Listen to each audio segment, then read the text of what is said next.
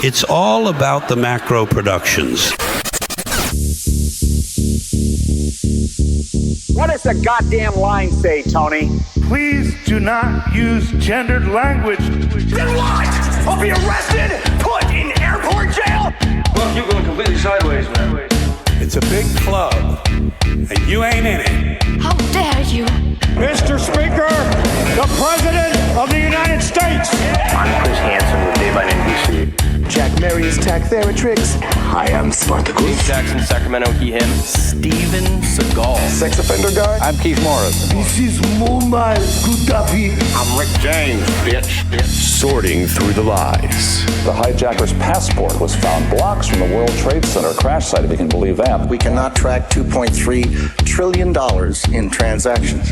And uncovering the centuries-long plan for world domination. Learning about Cuba, having some food. Let's talk about Chinese people. Have you ever been in a Turkish prison? Swangles in Fort Lauderdale? I have sent 6 of my Libyan missiles to blow up the Sears hardware department. Nothing could be more fun than jumping off a cliff with 2 German bisexuals. Oh, you English are so superior, aren't you? Thank you, comrade. And now, macroaggressions. That's what assholes call it. With your host, Buddy, I don't know who you are, but you're about to get chlamydia. Charlie Robinson.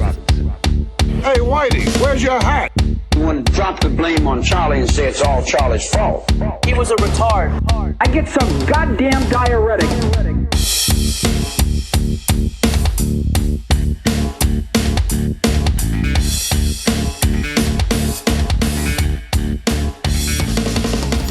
Welcome to Macroaggressions. I'm your host, Charlie Robinson. If you are watching us on Rumble, Band.video, YouTube, or you are listening wherever podcasts are served, thank you so much for your amazing and continued support over the years. If you want to connect with me, macroaggressions.io is the website where you can do that. You can find out about the books that we're writing, the news sites that we have, including Activist Post and Natural Blaze. Our sponsors are amazing. They help to make this show happen. Chemical Free Body has been with me since the very beginning, thank God. Tim James is a genius. He's making supplements that actually work. If you're serious about taking control of your health, you're not going to be able to do that through traditional means. You're going to have to go outside of the box. Talk to Tim James. Go to chemicalfreebody.com/macro. Get yourself the detox bundle. Get a parasite cleanse.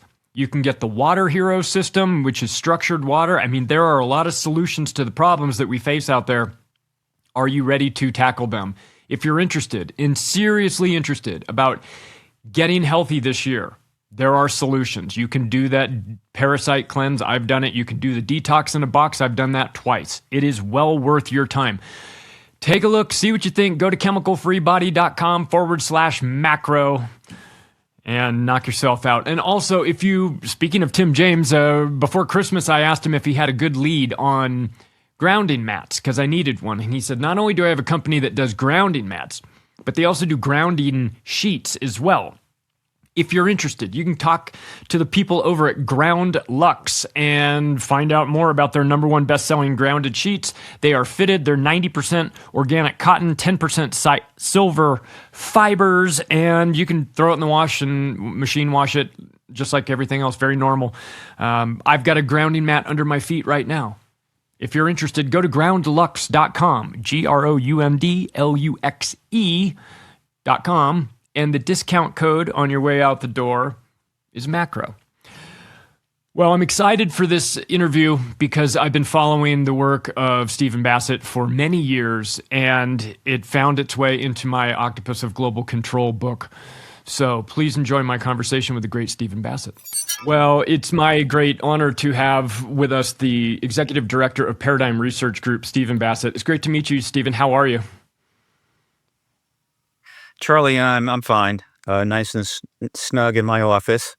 Little winter storm came through. No big deal. We almost never get them now, and once in a while, it's okay.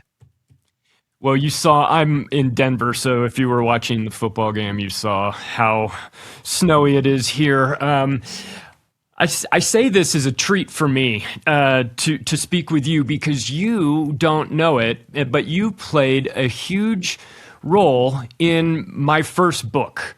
I wrote a book in 2017 called The Octopus of Global Control. And the format of that book is that it features 700 quotes from 500 different people who had a front row seat to some of the most important events in our history. And one of the quotes, I'm not supposed to have favorites. It's like kids. I'm supposed to love them all equally. But it's not really the case, because there was one quote in particular that jumped out to me. And I've talked about it quite a bit. People will find it in the introduction to my book, and it's from you. And I'd like to read it because it really sets the pace and the tone for my book. And I think it's appropriate for everybody just looking at the current world that we're in. So I'm going to read it from the beginning. It's a couple paragraphs, but I think people will appreciate it. And I've read this before. So imagine if the truth was a huge jigsaw puzzle, a big box with 20,000 pieces, and it is the truth, the absolute truth. It is a picture of the world as it really is. You come into this world, you get an education, you're handed this box, and the idea is to put all the pieces together. And if you put all the pieces together on this huge table, it will be the truth about the world that you live in. So you set about to do that. All good, a wonderful thing, except there's a problem. It turns out the government that you are living under has made a decision to interfere with this truth process. It's a political decision being made for political reasons to serve the state, almost never the citizens. So the government has taken a whole bunch of these pieces out of your box and has thrown them away. They're missing. Well, that's a problem, but it gets worse. They've grabbed a bunch of pieces from another box, another puzzle, and thrown them into your box, to your puzzle. And now you have to put this thing together with an idea that what you are going to find is the truth. That is an almost impossible situation, and it is extremely effective to serve the state. That's the reason why that is in the introduction to my book is self-evident. And I'd love for you to comment on this, because I have been waiting to talk to you for almost a decade. Well, first of all, email me that quote. Wherever it is, I'm sure I can't find it, but I like it. I want to use it again. So email me that quote if you don't mind, sir. I will.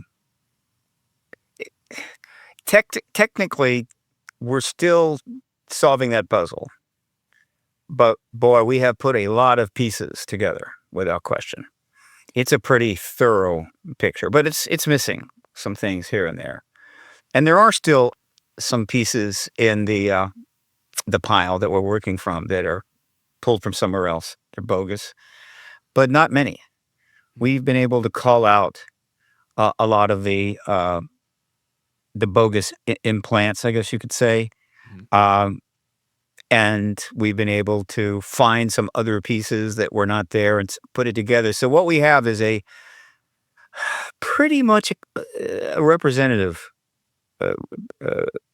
puzzle of the truth in front of us, enough that we can now call for the president to disclose, and the president can disclose without shocking anybody.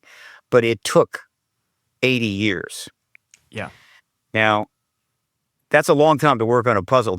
I read an article recently about a woman. That's all she does. And she these huge puzzles all the time, and then she laminates over them, and then she puts them up on the wall, and her whole house is just filled with these giant pieces. That's great. I get it. Excessive compulsive behavior, yet totally harmless. Right.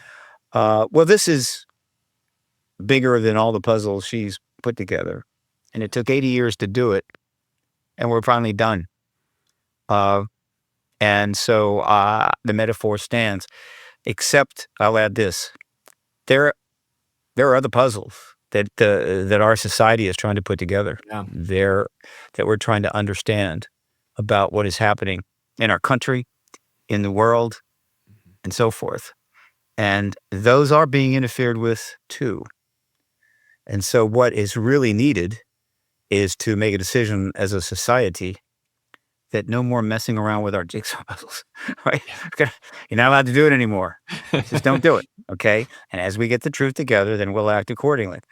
But that is probably not going to happen until the national security threats that are still imminent around the world that we have established and can't give up.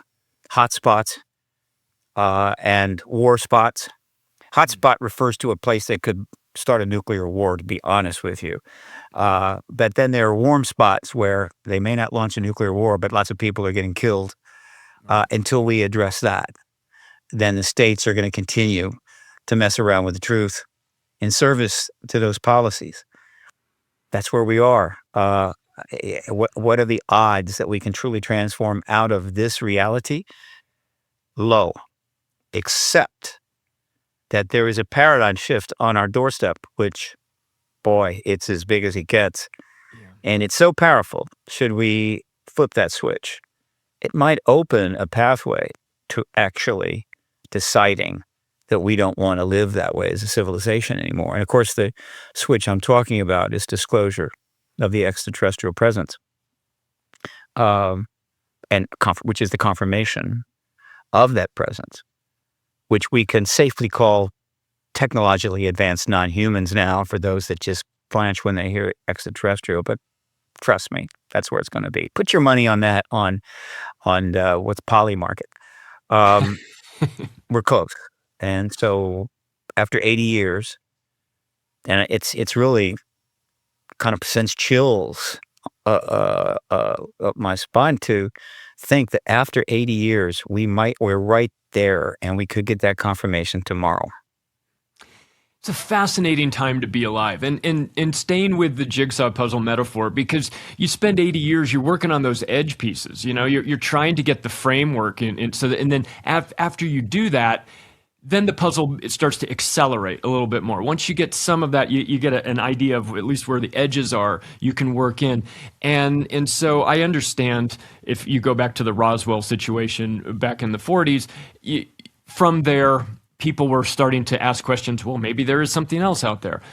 Fast forward to where we are now. Those discussions have already been had. The information is out there. People have seen things. People are asking questions. Maybe if they don't know, if they haven't seen something, somebody they know has seen it.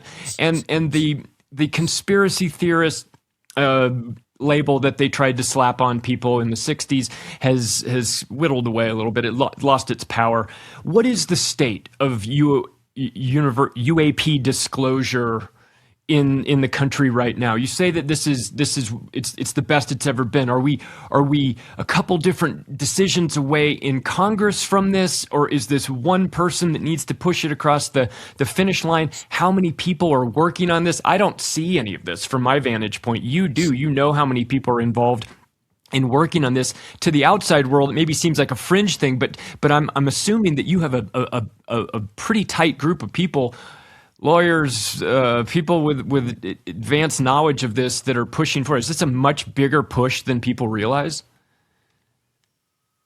Well, there's an activist movement, and I'm at the center of it, I think, along with others. Mm-hmm. By the way, from what you say vantage point, where are you based? I'm in Denver. Okay, Denver, center of the country. I lived there, by the way, for 10 years. It's a great place. Back then, it was even better. Okay, fine. So I'm 2 blocks from the White House, and I'm on social media every day, and I log in the media coverage every day. Mm-hmm. As of now, I have logged in and read 17,000 articles from the professional press, right? The press, not blogs or little newsletters. I'm talking about professional media, 17,000. So that means I have a little better picture. Now, can the average person out there do that? No, they can't. They're going to rely on kind of what turns up in the mainstream media, and the mainstream media has, up until recently, been remiss. Coverage really doesn't start getting underway until after 2000. But to answer your question, one, we are, first of all, go back to the puzzle. We have put a lot of pieces together. We have identified certain pieces that are not supposed to be in the box, and we've thrown them out. All right. And of course, we're recognizing that some pieces are completely missing. They were pulled out as we move forward. So that kind of slows it down. But even if we were to get rid of every bogus piece and put every other piece in there as best we could, there would still be very substantial holes in this puzzle though the fundamental picture would be there. We're not alone. There's an extraterrestrial presence. The rest of those pieces, the completion of the puzzle, which we want to do, that is what the post-disclosure era is about. That is what the UAP Disclosure Act is about. Because, and that act, which is still only half done, there's been several efforts to complete it, is the fundamental act we need. It's the necessary tools that we need. Probably might be finished, completed. The rest of the act might be in place before disclosure. But because disclosure, I think, is so impossible now, it may be after disclosure. So if we get disclosure from the president, say on a Monday, the efforts to get that act completed will immediately be launched in Congress. And so maybe within a week or 2 or 3 weeks, the rest of the UAP Disclosure Act would be in place. Okay. And that's the engine that's going to bring it all out in a proper way, in a responsible way, without any shenanigans, to the world, to the American people. And that process, which will take 2, 3, 4, 5 years, fills up the rest of the puzzle. And then at some point, they can mount that puppy up on a big wall somewhere, and people can take photos of it and go, here's the truth of the world now. And actually the world going back at least 80 years. Yeah. All right. So that's one thing. The other point is that where we have gotten, it's different from where we were when I entered the field in 1996, 30 years ago, as of the 16th of this month, is this. Over those 30 years, I have tried to assess progress and regression on this issue. So if it's falling back, I would point that out. If it's moving forward, I'd point that out. If there were some imminent possibilities over the next year or so, I would say, look, this is good, and so forth. I've never predicted it would happen on a certain day.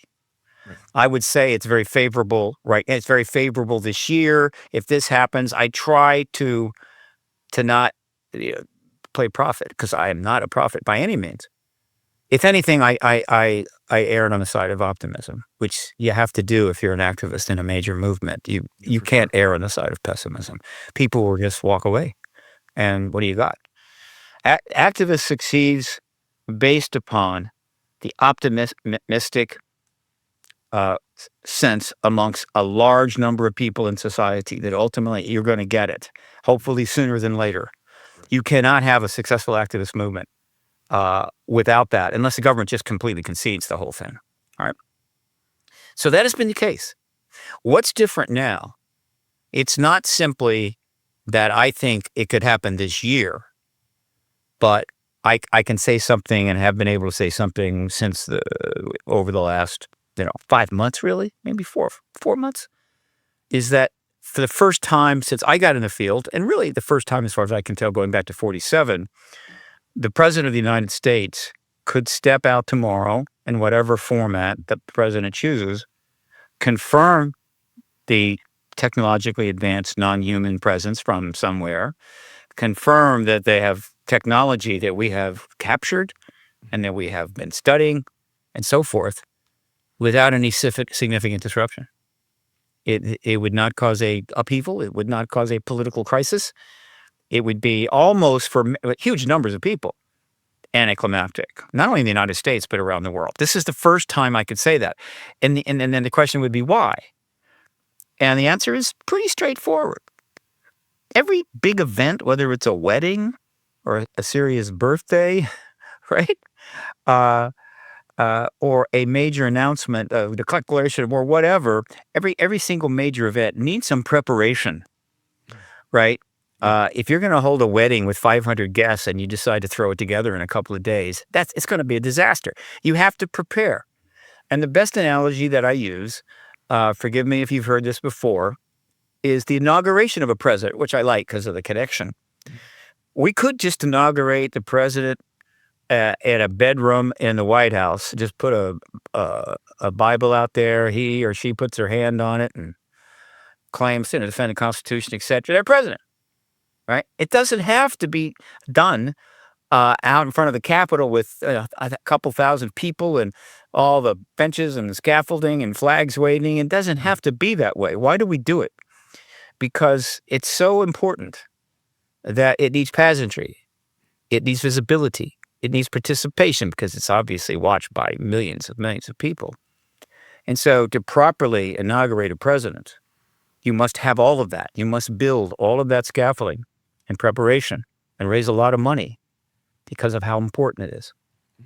The disclosure of the ET presence, if I may, is more important than the inauguration of any president. Oh, yeah. It's more important, frankly, than anything I can think of without getting into religious histories. All right. It is massive. It is almost unmeasurable.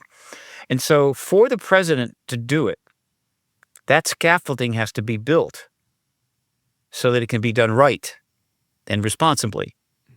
We've been building that scaffolding for 80 years, but in the last 7 years, the majority of the work to complete it has taken place.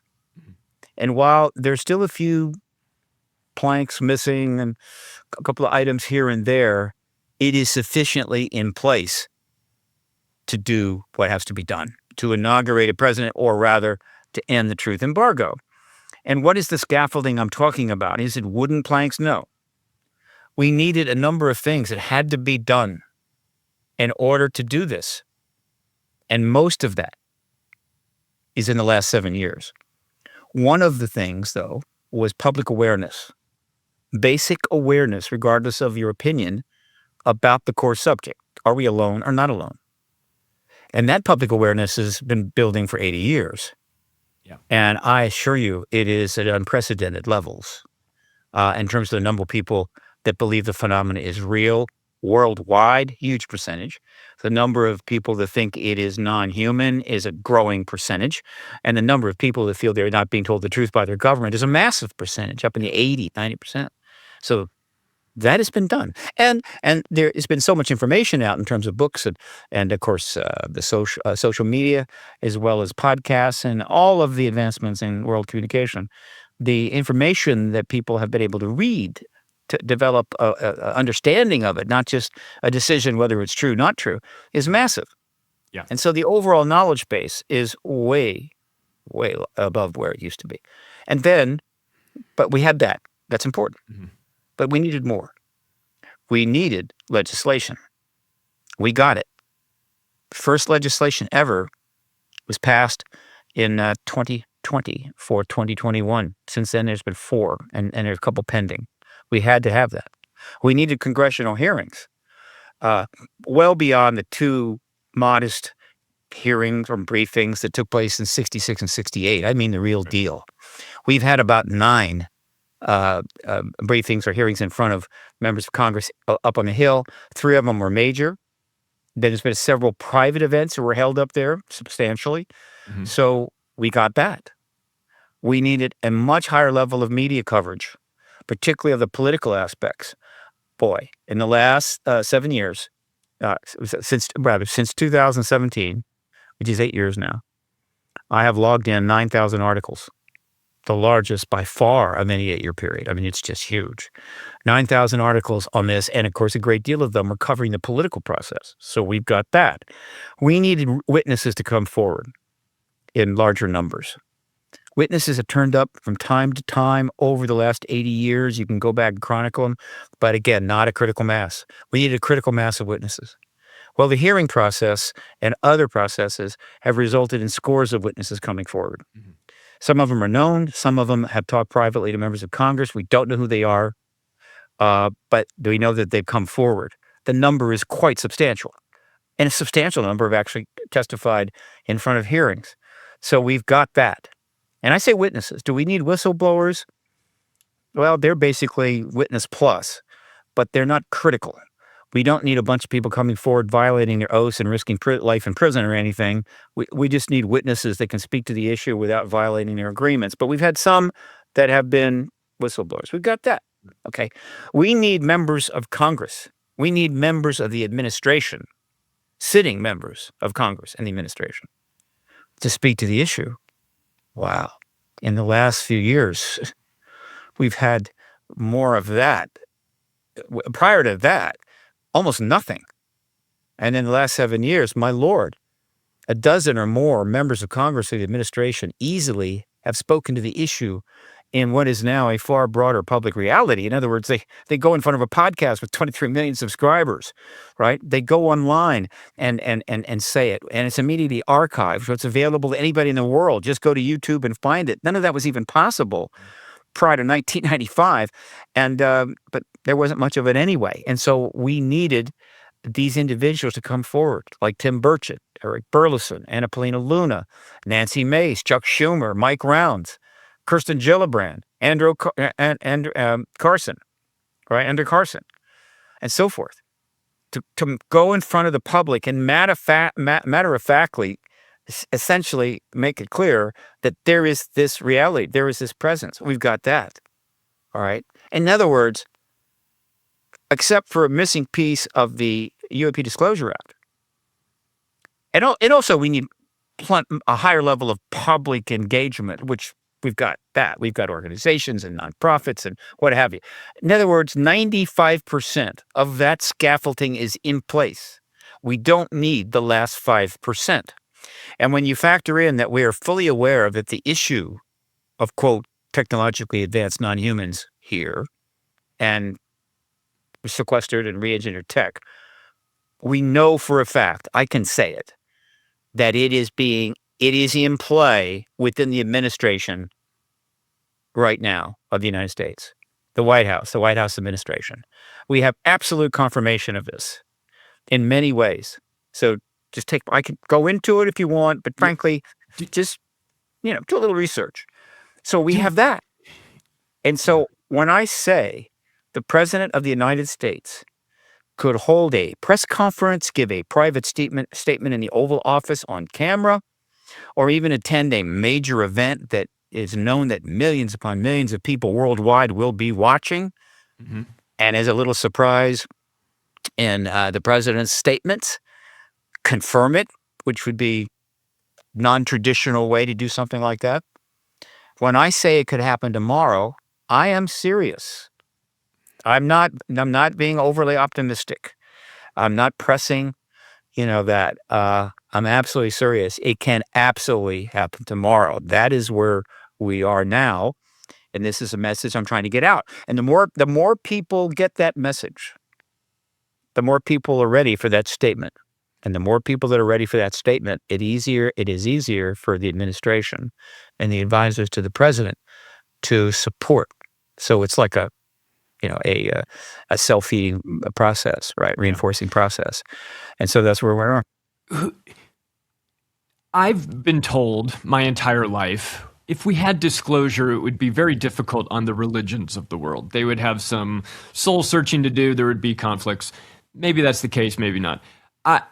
I always thought that maybe our relationship, or the American government's relationship with high tech, and how they had used that over 80 years to take this advanced technology, hand it over to these skunk works, not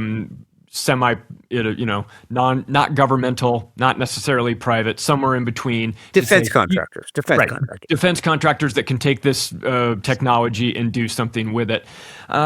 Who is really against disclosure? Would it be the defense contractors that have this high tech and say, well, we had a monopoly on this transformational technology, and now you're going to announce it to the world, and now everybody kind of has it, and that's a problem with us. We know how dangerous the military-industrial complex is. We don't need Eisenhower to warn us about it, though he did. And we've watched that play out for a long time. So what is the barrier to disclosure? Who's the group that doesn't want it? Well, one day I'd love to be, the lead on this. One day somebody's going to put $3, $4, $5, $6, $8, maybe $10 million into a documentary that will, like with Ken Burns' Civil War, essentially paint the entire picture of the truth embargo. Not every sighting and all that kind of stuff. No, the truth embargo, starting with Truman's decision to change the story about Roswell, fire General Ramey. And cover that whole thing as a documentary, not as part of a 20-hour series called Taken that was kind of mentioned in there a little bit. You could kind of see it by Steven Spielberg, which is cool. I recommend people watch that. That's a major documentary. It would be hard to do and expensive, but boy, I'd like to be involved in it. It's incredibly complex because to really understand that, you have to get into the entire history. I boil it down this way. The fundamental reason why there has been adequate opposition to the world knowing the truth of this, certainly the American people, is national security. But not trivial national. We're always worried about national security, right? Right. We don't want a bunch of people getting into our fishing waters and stealing our fish. That's kind of a national security matter. Or flying anything over our airspace without a transponder. That's not good. And, you want to invade. That's an issue. I get it. There's always been that. Well, I'm talking about national security at a existential level, and I'm talking about the nuclear arms race, which got underway virtually as the beginning of the modern era of the UAP phenomena. So they were born fraternal twins and have been living, and they're now 80 years old, right? Both of them a little, well, they kind of look like me because I'm 80 years old. a little, rough around the edges. And so the entire time that the matter of how to handle the ET presence, as I like to refer to it, and the tech reengineering underway, has been underneath the mutual assured destruction umbrella that at any moment somebody could make a terrible mistake and a lot of nukes are going to be launched and civilization is going to be set back God knows how long and create human suffering on a level never seen before. And human suffering, as you look back in history, has had some real good runs. I mean, there's some times you're going, oh my God, I couldn't live 20 minutes. And it's a serious matter. And so huge numbers of people that work in the military intelligence complexes of many nations have always been making a decision, is this issue and the truth behind it a risk should it come out to the nuclear mutual assured destruction umbrella, right? Will it make it more likely or less likely that something could happen? And when you're dealing with something that existential, it's easy to go, it's too risky. Can't do it, can't do it, can't do it. That's number one, okay, above all. And it's worth mentioning that all of the people in government, whatever the level, whether they were politicians or they work over the Defense Department or intelligence agencies, whatever, scientists, that are operating under that premise, they're good people. They're not evil. They're not the enemy. They believe that it's a risk to the world. This is a jolt, a paradigm shift that we cannot predict the consequences, and as a result, we are going to have to keep this embargoed. Now, I will add this. So again, let's not piss on these people. Let's not give them a hard time. They really are. They feel they're doing the right thing.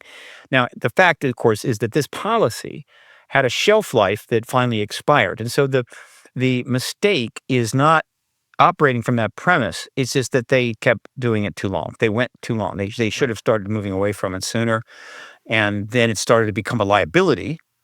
All right. So that's one group of people. That's a big group. And then you have, so they honestly believe it's a risk. And it's a risk on a number of levels, okay? It's not simple. And then you have a much smaller group of individuals who are in the defense contractor world, all these companies, very large companies that are paid billions and billions and billions of dollars to address and deal with the technology needed to protect our nation. And other matters, who feel that the end of the truth embargo would significantly impact this situation they have, which is highly favorable. It's like printing money, right? And there's a reason that the Department of Defense can't do an edit and come up with a full understanding of about 5 trillion or so. I forget the number. So this is callous. This is self-serving. Let's not rock the boat. Let's just keep it going like that. It's working for us. by change. All right, that group is a much smaller group, but it's not trivial.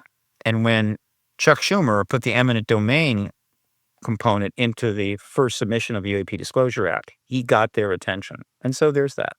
There's a very small group of people within our government, and not just focus on our government. You want to get to other nations, it gets too complicated, who are strongly religious, even fundamental, and they are objecting to altering the situation because for religious reasons.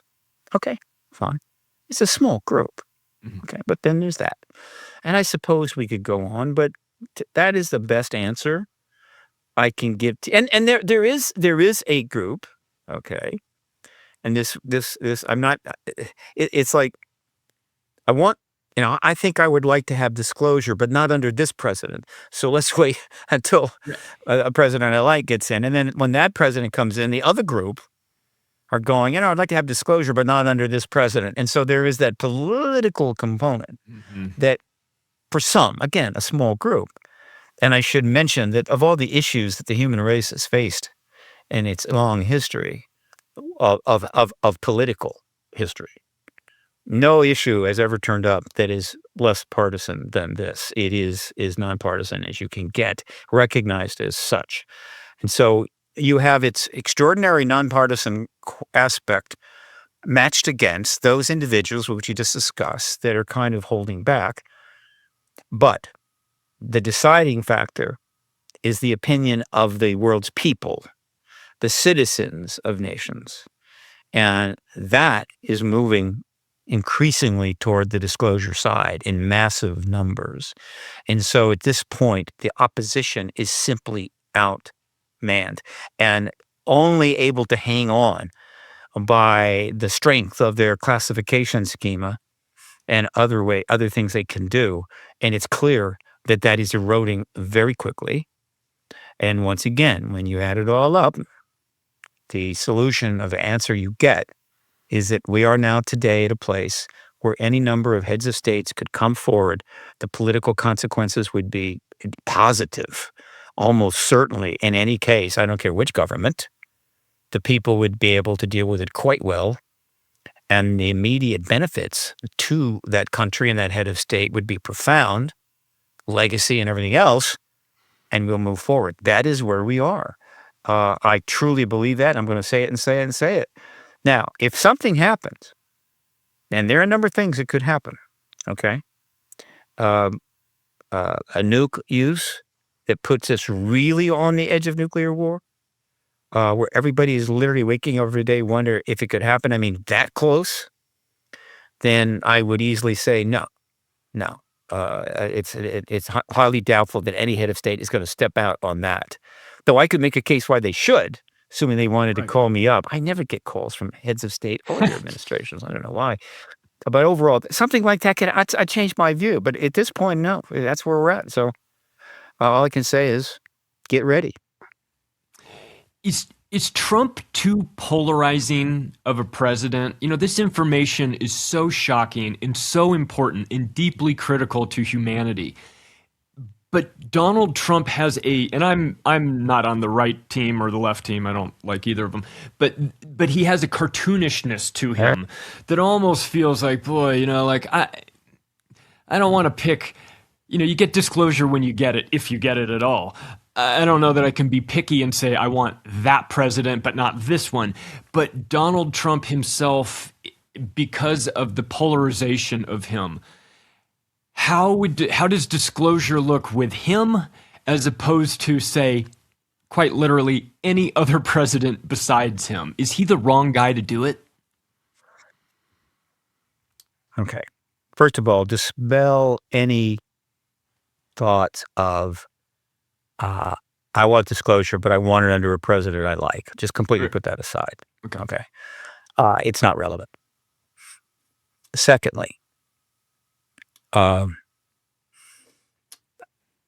there is no head of state out there of what I call the major heads of state. And we'll just focus on the 9 nuclear nations, which are, whether you like it or not, the most important nations in terms of how things go, right?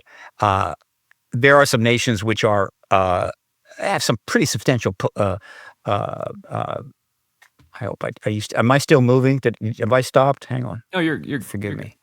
Okay, I'm back. There are some nations that are not nuke nations, but they have substantial impact because of the economy and so forth. But overall, it's the nuclear nations.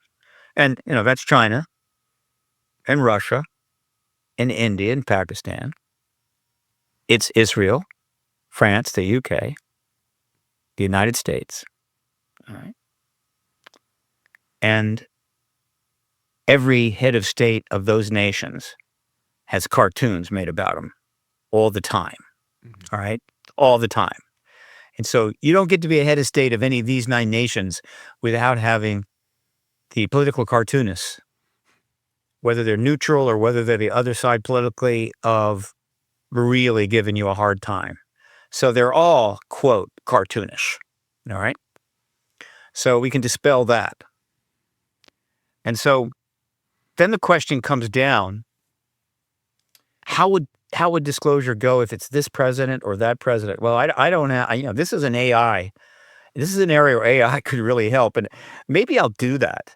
And essentially, and I've been using a lot of AI lately, and I'm using Gemini, which is considered one of the best. And while I'm not anywhere into it like some people out there, really, I'm way late to the game, but I'm getting there. And I could put a question into like 6 or 7 AI platforms, right?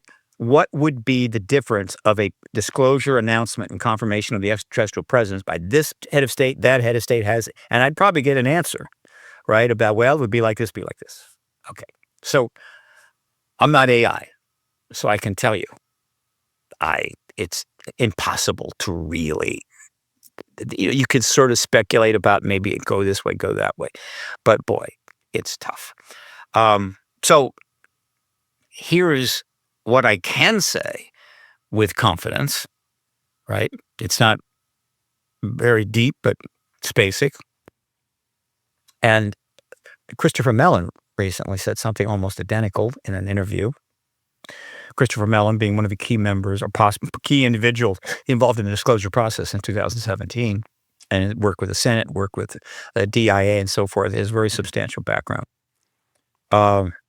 is this: the head of state, and it's going to have to be one of the major nations, the head of state of a small island in the Caribbean. That's not going to do it. No.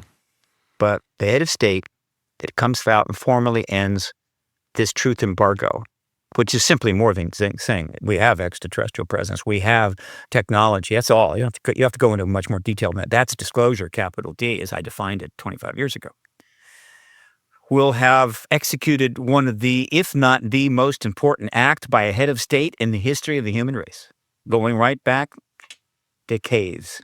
There were no heads of state back then. Going back to the beginning of the civilization post-flood. That's a significant legacy. So they'll get that. The head of state will get prizes and accolades from around the world. Certainly a Pulitzer Prize, a Peace Prize, whatever the hell, guaranteed lot. All right? Okay? That is for certain. The nation that the head of state is serving will clearly have a significant more gravitas and or latitude of action in the post-disclosure era, having been the nation that finally ended this embargo. So there's that. All right. And will lead in a number of areas. And clearly, if the head of state is of a basically a democratic country, nation, as opposed to a ideological controlled state. By the way, one of the nuclear powers is Korea, or in general, a much more authoritarian state. I think it will certainly go a little different. Right? And so some aspects of the first year after disclosure would be different in that case. So you could sort of make that distinction, though I really can't say. Keep in mind, if Xi Jinping disclosed tomorrow, unless the advisors in the White House are all in the basement on ketamine, they had better get the president out fast, right, to confirm it as well. And so it'll be a very much international process going forward, but each nation will decide what they want to bring forward and when from their files, from their activities, and there will be a little competition. So that's about as far as I can go. I mean, I could try to get into the minutia, but man, it's too much. I mean, there will be thousands of books written, thousands and thousands of books. Well, there'll be audiobooks, or rather, there'll be audiobooks or whatever the hell. There'll be, Kindle books, whatever. Paper is pretty much be gone, but there'll be thousands of books written about all of this, about all of the nuances and what happened, who did this and who did that, post-disclosure. My God.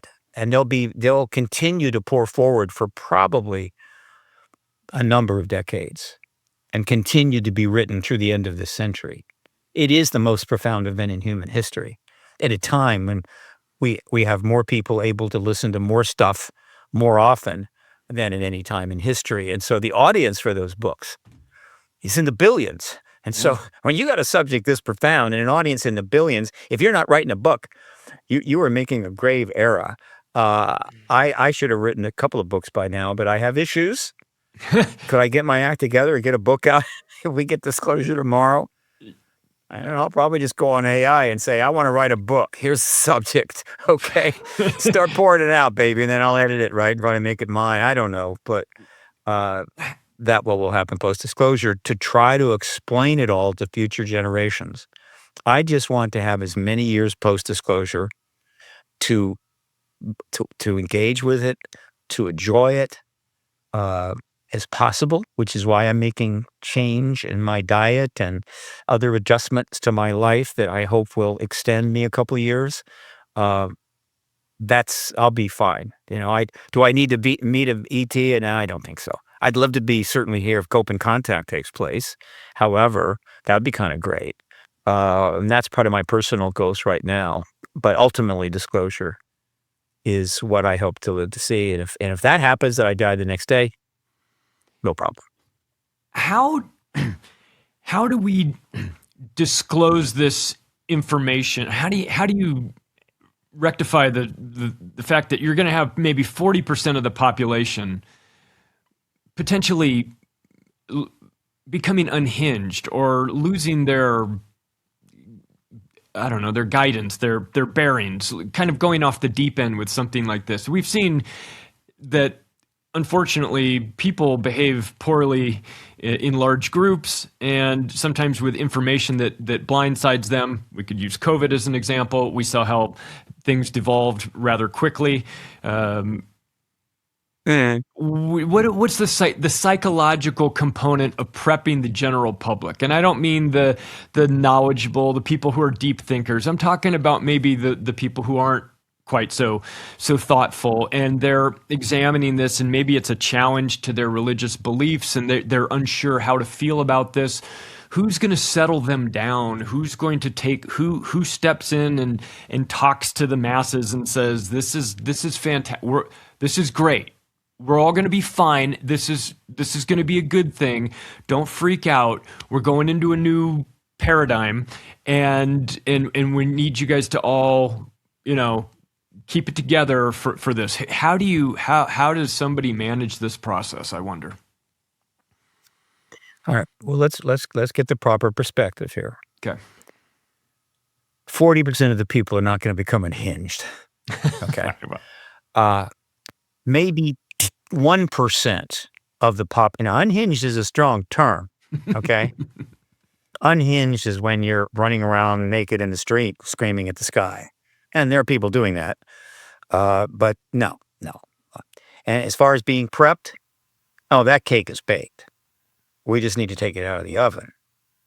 Prepped, 80 years. The first sci-fi films with E.T. started turning up actually in the 40s, right? With some of those Flash Gordon thingies, right?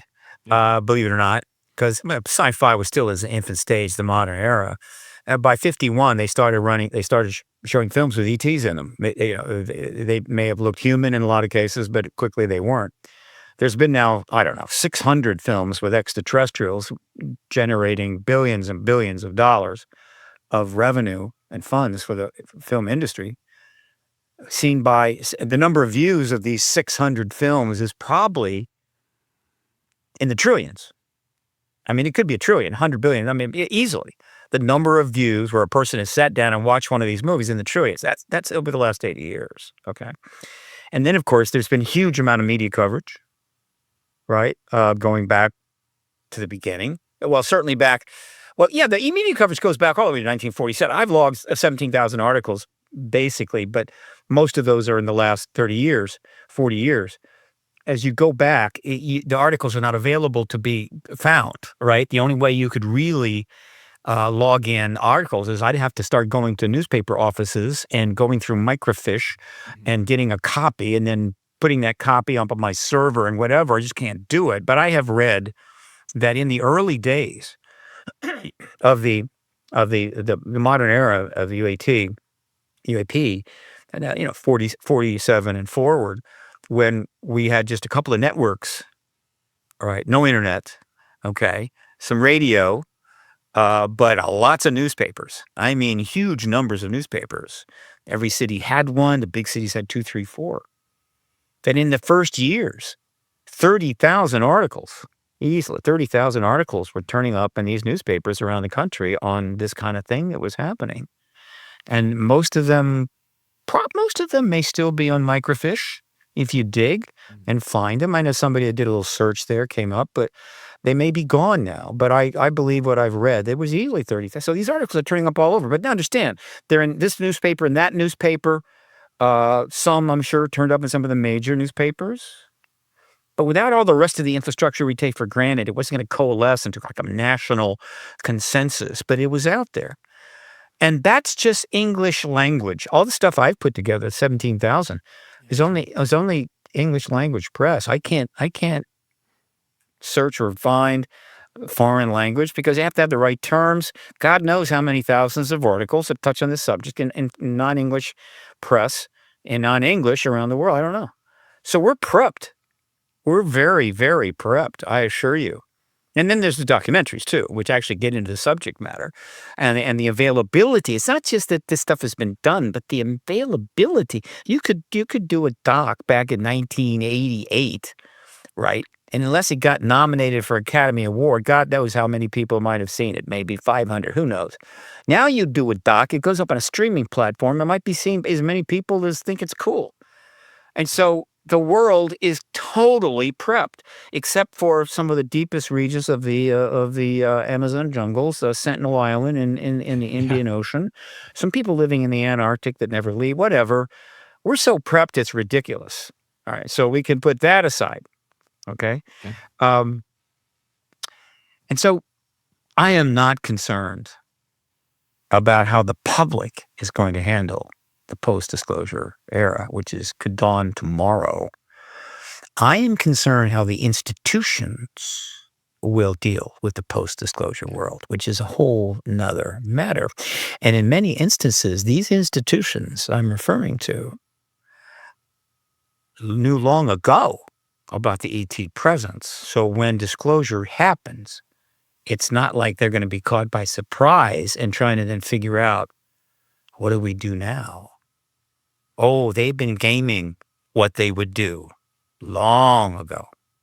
So when the gun goes off, they have a whole platform and they're just going to take off, get a head start. This troubles me, which is why in the last days of the truth embargo, it's important that as many people learn as possible. That's my job as a populist political activist, and that the political infrastructure learn as much as possible, and that organizations start being formed, particularly nonprofits, that can raise money, and that's starting to happen, that we'd not seen before. PRG is hoping to participate in that, to form the organizations that will, by definition, compete with the, how would you say, already prepped institutions, whether they be business, particularly in the areas of defense and energy and what have you, whether they be political think tanks and so forth that have always known it's true but weren't going to tell you, but they got a good idea what they're going to do about it, and so forth. And so when you see organizations like the UAP Disclosure Fund, the recent Disclosure Foundation, the Soul Foundation, and other groups of substantive people, almost all, in every case, 501c3s, New Paradigm Institute, State of the World Forum. And there are others, and I need to get a list of these and get this out, promote that out to my email list, which you can subscribe to at my website, paradigmresearchgroup.org, that these institutions are forming and getting money. And so they hopefully will then be able to have an influence to counter the influence of some of these institutions who I'm not so sure are going to have our interests at heart once this shift, this world-changing event takes place. And that's just our country. Other groups are forming, and I think around the world, but not to the degree happening in the U.S. And so that's what I'm concerned about. That's the post-disclosure world. I wish I could say I had 20 years there, because when you talk about the activist movement, the disclosure activist movement, okay, which has been growing and so forth for all these decades. Let me get this up. Just got away from me. One moment. Got to get this over here. Come on. Where are we? There we go. Forgive me. The activist movement post-disclosure will completely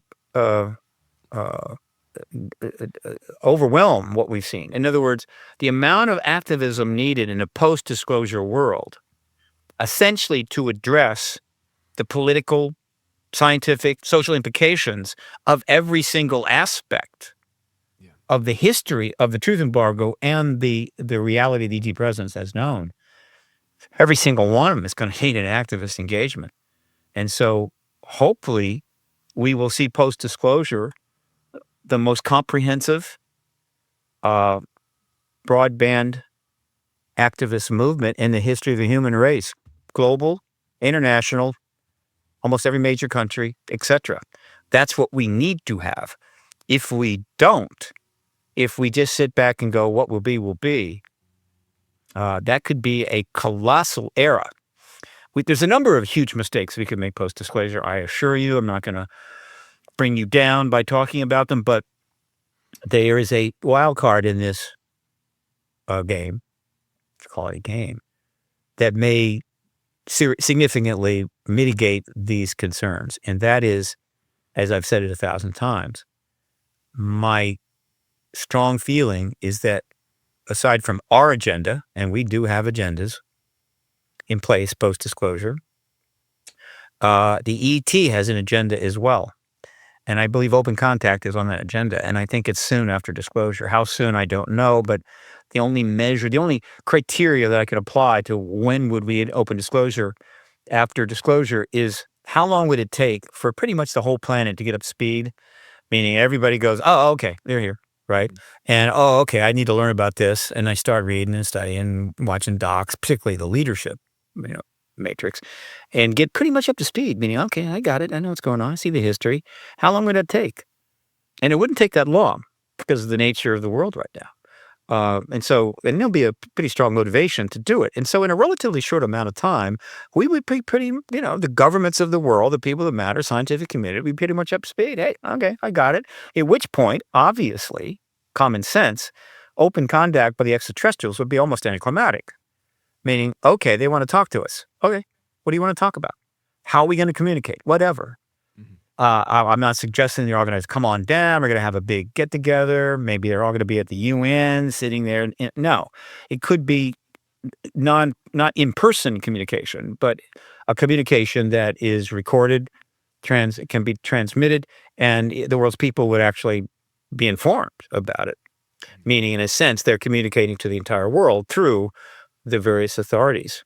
It doesn't have to be every nation. This could be 4, 5, 6 major nations. As long as that communication is truthfully conveyed, we're now in the post-open contact era, and that is a situation that completely changes the equations in terms of how we're going to deal with the post-disclosure era and avoiding making any particularly bad mistakes.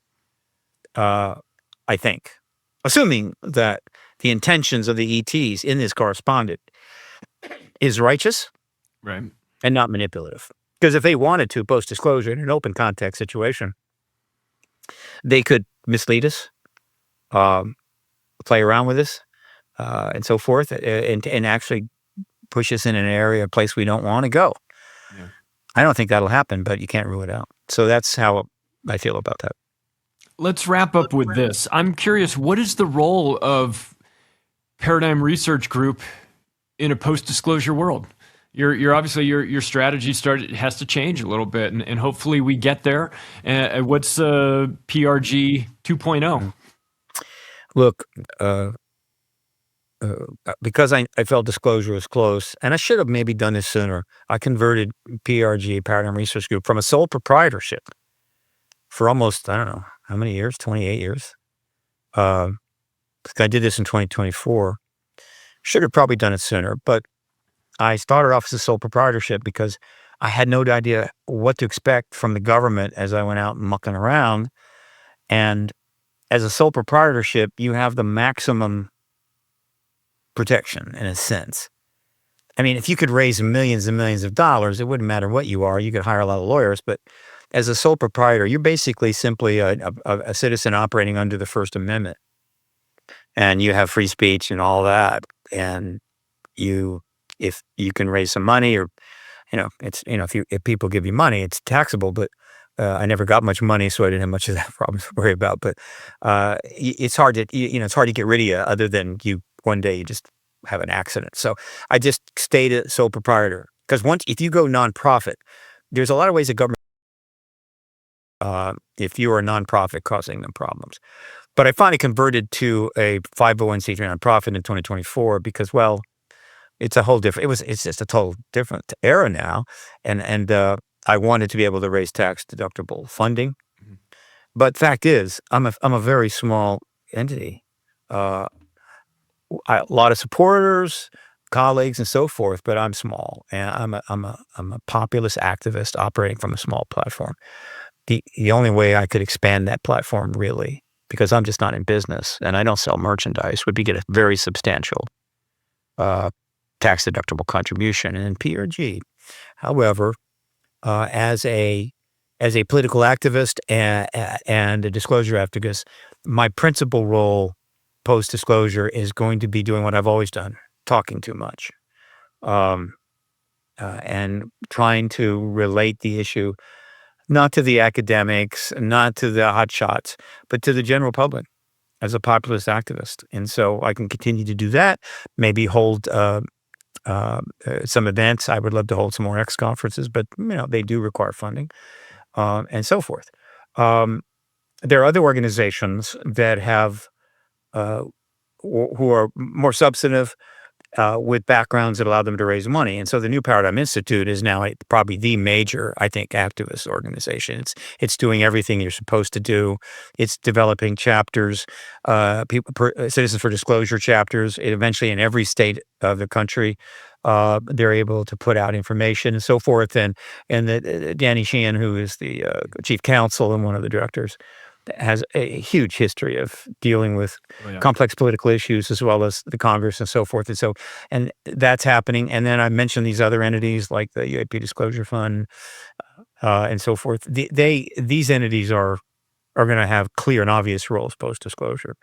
I was just, if I have any complaint about the scope of Paradigm Research Group's role once the event finally happens, it's on me, because I have a couple of flaws that I just never overcame. One, I'm really not good at self-promotion. It's just not comes natural to me, and it bothers me. I'm not good at raising money, which is just one of those things. And so, and I'm kind of, someone that likes to kind of work alone in a way. It's great to have colleagues, but putting together an organization wasn't there. So I'm kind of limited in that sense, my role. I could, again, but I have enough post-disclosure. probably the most important thing I could do in the time I have left would be through the Hollywood Disclosure Alliance. Now, the Hollywood Disclosure Alliance is a second organization that I founded, but in this case, I co-founded it with Daniel Harari, a Hollywood publicist of many, many years. And this has been a successful launch. I mean, it's 2 years on. The Hollywood Disclosure Alliance is now at 250 members, growing quickly. And it's unique in a sense. Half of them are UAP people, founding members. The other half are content creating people, which we call Hollywood founding members. Mm-hmm. I'm in the business creating content. The others, I'm in the business of, learning about, engaging, researching the UAP issue, though some are in both camps. Right. And HDA was set up to just network them as much as they wanted to network by putting their bios up, letting them know who they are, holding events, bring them together. Rather than some dues and occasional charging for an event, we're not in business. We're not getting pieces of deals that are put together. No, the HDA does not do any of that. So if a CA UAP founding member gets involved with a Hollywood Disclosure founding member or Hollywood founding member, and ends up doing a film or a documentary that makes $50,000, $100,000, $200,000, $300,000 or whatever, great. HDA doesn't get any of that. All right. And it's happening. Content is being created. The executive director and founding member of that. And I have, basically I am a California resident, have been off and on my whole life.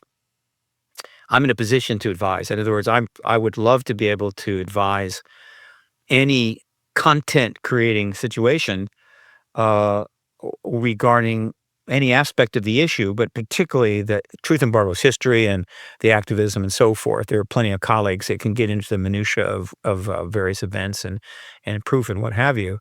And so as an advisor to content being created, particularly out of Hollywood, I think I can definitely be of help. So, oh yeah, there's that. So that's it. If but anyone more wants importantly, a consultant for their film, I mean, I don't know why you wouldn't be the first person that they would reach out to. I mean, you maybe didn't write the actual book on it, but as far as I'm concerned, you are somebody in my research who has always been right over the target with regard to this information, and